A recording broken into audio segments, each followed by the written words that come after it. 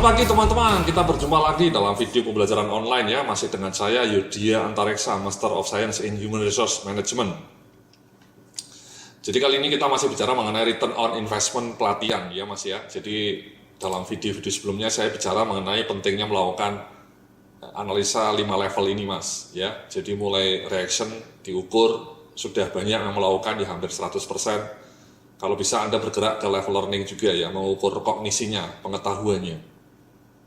Dan yang tidak kalah penting nomor 3 ini mas ya, tolong Anda nanti pelan-pelan mencoba melacak aplikasi dari perilaku after training mas, mbak-mbak ya. Karena hanya dengan nomor 3 inilah Anda bisa mendapatkan hasil yang positif di nomor 4 ini, level 4, business impact. Ya sekali lagi business impact itu mencoba melihat dampak training terhadap peningkatan penjualan atau penurunan jumlah defect, produk defect, penurunan jumlah kecelakaan kerja, penurunan jumlah komplain, ya, atau kemudian peningkatan skor kepuasan pelanggan. Jadi training memberikan impact terhadap bisnis faktor tadi. Nah baru setelah kita lacak bisnis impact-nya kita rupiahkan, itu namanya return on investment training. Bagaimana kita kemudian bisnis impact itu data-data yang positif tadi dirupiahkan dalam bentuk rupiah, ya. Nah tadi dalam video sebelumnya saya sudah ngasih tahu rumusnya seperti ini ya. Jadi rumusnya seperti ini mas ya. Jadi net program benefit dibagi program cost kali 100 itu namanya ROI. Ya. Net program benefit ini adalah biaya keuntungan program dikurangi biaya program, ya. Itu namanya net benefit. Kemudian dibagi biaya program. Ketemulah 161% nih, ya.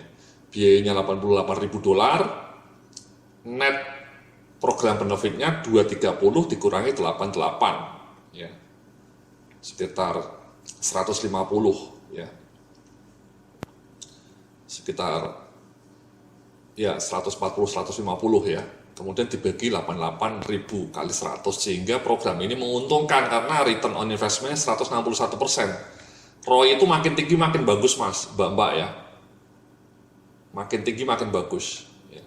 Saya mau ngasih contoh lain nih mas ya, di Excel saja ya.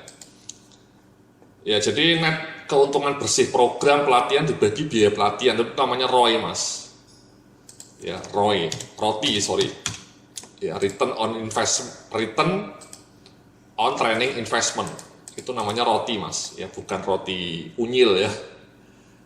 Itu rumusnya keuntungan bersih program pelatihan dibagi biaya pelatihan ya. Ini kita pura-pura aja Anda melakukan training mengenai customer service, setelah Anda hitung-hitung manfaatnya 300 juta ya.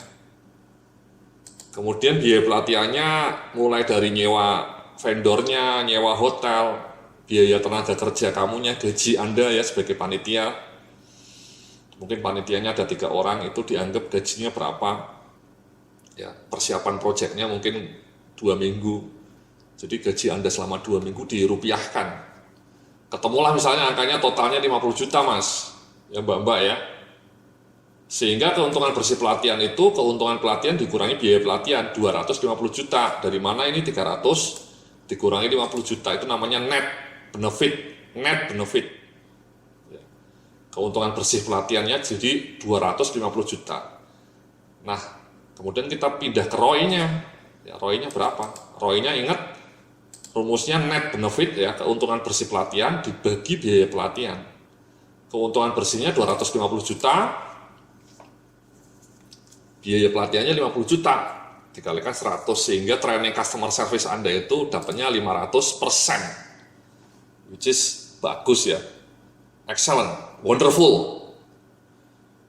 Nah pertanyaannya memang kalau mengukur biaya pelatihan mungkin mudah mas ya mbak-mbak ya, Anda tinggal ngitung biaya hotelnya, biaya konsumsi, biaya gaji Anda, sama biaya vendor trainingnya kalau pakai eksternal vendor ya. Kalau pakai internal vendor mungkin lebih murah. Nah yang rumit adalah ngitung ininya mas ya, 300 juta ini dari mana? Ketemunya dari langit atau dari mana ya? Nah ini yang akan kita pelajari mas, mbak-mbak ya, sehingga kita bisa menemukan angka 300 juta. Caranya ini mas ya, Jadi dikumpulkan datanya, diisolasi efeknya, kemudian dikonversikan menjadi rupiah, dikurangi biaya, jadilah ROI mas. Ya, bukan Roy Martin, ya, bukan Roy Martin ya, tapi return on investment. Nah, mari kita coba lihat ya satu persatu ya. Jadi mengumpulkan data yang pertama ini mas, mbak-mbak ya. Jadi mengenali indikator kinerja yang tepat untuk training Anda dan kemudian mengembangkan rencana pengumpulan data. Ini penting ini mas.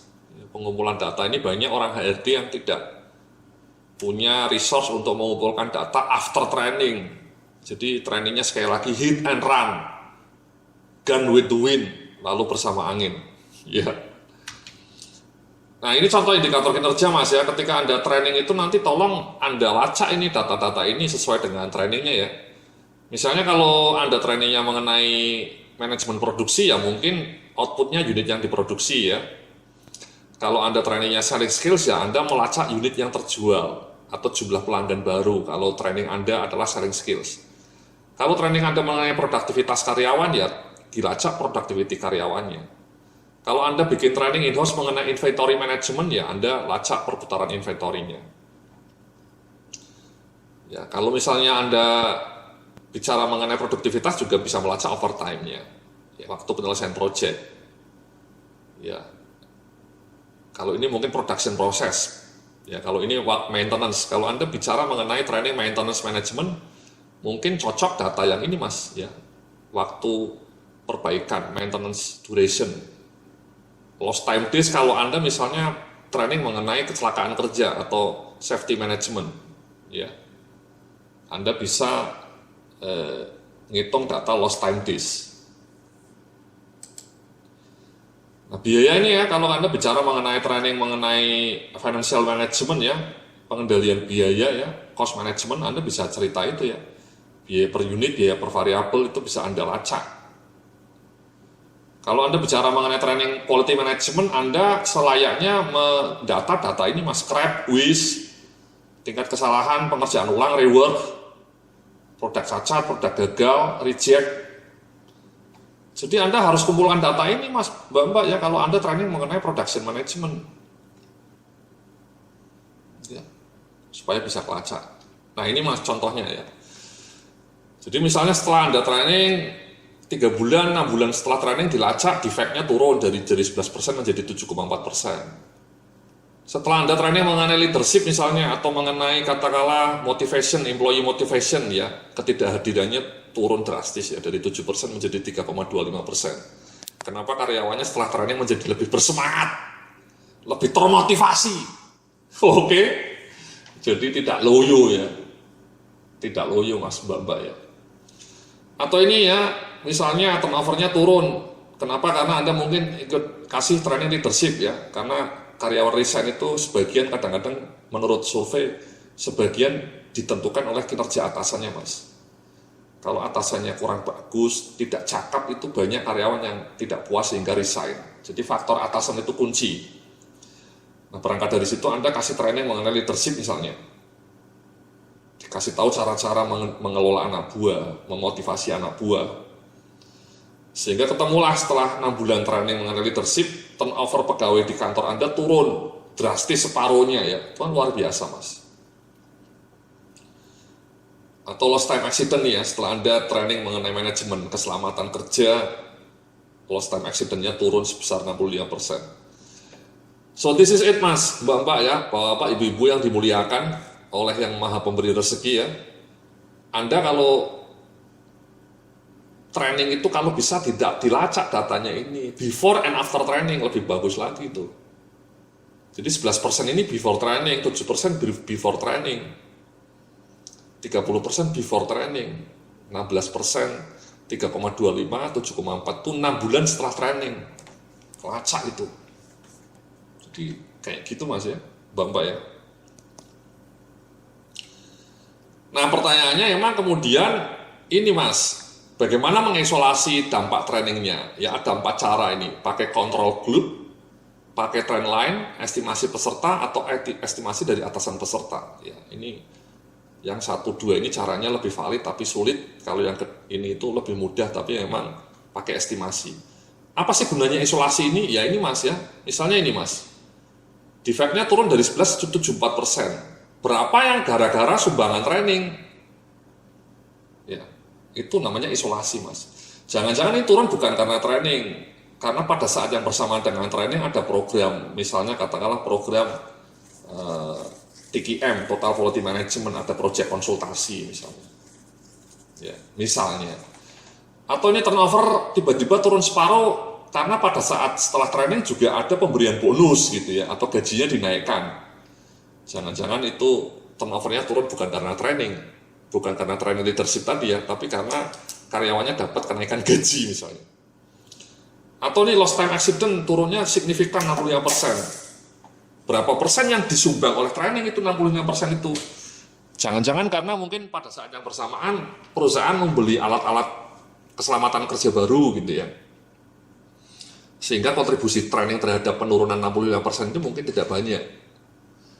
Nah, caranya mengisolasi supaya kita tahu exactly berapa kontribusi training terhadap data-data ini, penurunan kinerja, penurunan defect atau peningkatan penjualan misalnya. Ya, atau misalnya contoh satunya lagi misalnya ini ya. Penjualan per unit naik 10, misalnya naik 50% per bulan. Ya, setelah 6 bulan, setelah training dilacak penjualan per unitnya setelah Anda training selling skills naik 50% per bulan. Nah, Anda nggak bisa mengklaim bahwa kenaikan 50% itu murni karena training. Jangan-jangan karena saat yang bersamaan ada program diskon, sehingga barang Anda lebih laku.